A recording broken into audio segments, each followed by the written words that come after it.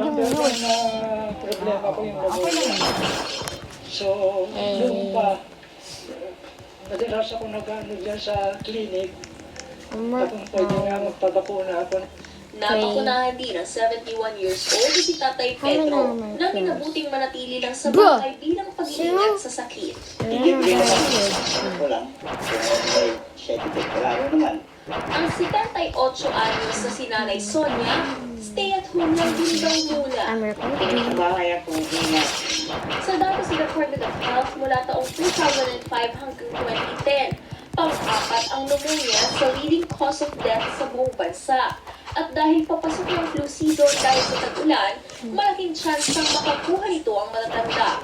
Ayon sa ilang researchers sa Amerika, ang pagtanggap ng flu shots naman ay nakakatulong para mapababa ang banta ng pagkakaroon ng cardiovascular conditions, heart attack at stroke para sa mga high-risk individual. May Bermudez nakatutok, 24 oras. Nabalot ng tensyon ang pagsisimula ng misa para sa pinatay na NDFP Peace Consultant at anak pawis chairman na si Randall Carandi Echani. Pinagbabawalan kasi sila ng mga pulis dahil hindi raw pwede ang mass gathering ngayong modified enhanced community quarantine. Nakatuto si Emil Sumangi. Hi. Magdiriwang sana kaninang umaga ng banal na misa bilang alay sa pinaslang ng NDFP Peace Consultant na si Randall Carandi Echanis, ang kanyang mga naulila at mga kasama sa grupo ng Pawis.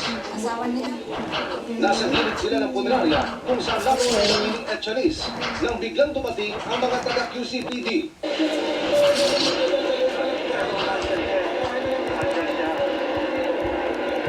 It will be nice later. Yeah. Pinigilan ito ng mga pulis, bawal nila ang anumang mass gathering sa ilalim ng ipinatutupad ng MECQ.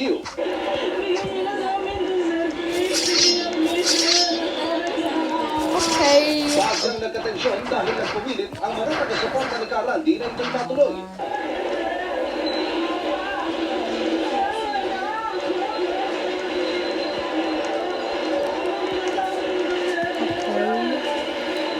We're starting. Where am I gonna go first? Pero I'm hindi pa gonna rin ito run pinayagan. first. Find the shelter to not get die. Oh, yeah, finally, motorcycle. I can fit on drive this. Oh, not it. Bruh! Pero sa bandang huli, wala nang nagawa ang kapulisan. Finally. Nalulungkot po kami, Panginoon, sa mga pangyayari. Si Aling Erlinda, Mrs. ni Carandi, umaasang maiuwi na nila ang labi ng kabiyak. Sa kanila pong This ginawa is so ng easy to cross-matching drive. I love this. Oh. I like ay this. nag-positive po. I'm just At crash. doon po sa Kill video them. message, See? kinonfirm ko na yung mukhang pinakita kung saan pa sa mata niya, si Karan yun. Bro, get away! Paglalabayan Else. namin at mga kasama na namin sa kanyang mga huling sandali sa kasama namin. Ipapa-imbestiga raw nila Okay, I'm just sa arrived. kaso nito. Lalo na si Carandi na ayon sa kalarawan Killed ng someone. kanilang kanina ay may mga tama ng saksak at bugbog. Bukod pa sa tama ng mga bala. Ang sabi Wait. ng pamilya, Oh, I thought that explosive died. merong 21 pounds wounds By the way, at guys, merong pinagkasaksa. his real name is Noah. What's going At on? talagang investigation na independent. Oy, Here? Ano sa pangalan? Ay! Oh my gosh! Oh my god! OMG! Oh! okay na? Okay na.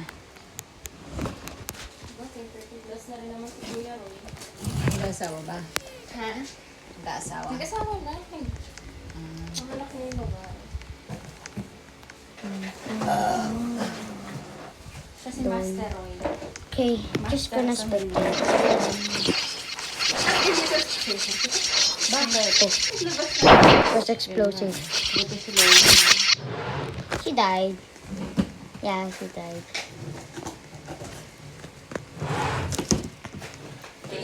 Kainin mo na lahat dun sa loob. Bruh!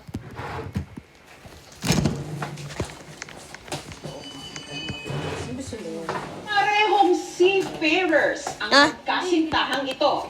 Pero si lalaki, nasa isang barko. Si babae naman, nasa kabilang barko. Paano kaya mangyayari ang kanilang marriage proposal? Pwede ka na ba, Paul? Daw.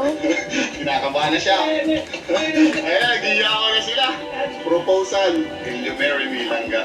Sino ba ang hindi kikiligin sa pampelikulaang Sorry. marriage proposal na ito na ginawa sa gitna ng dalawang nagkasalubong na barko? Can I stop recording? Sorry. Kinikilig na si Because- Langga.